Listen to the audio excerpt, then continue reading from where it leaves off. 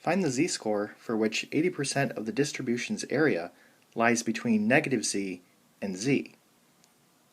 So the picture looks like this, and the middle 80%, if we cut that in half, will be 0.40 and 0.40. Now, the entire area under the curve has to be equal to 1.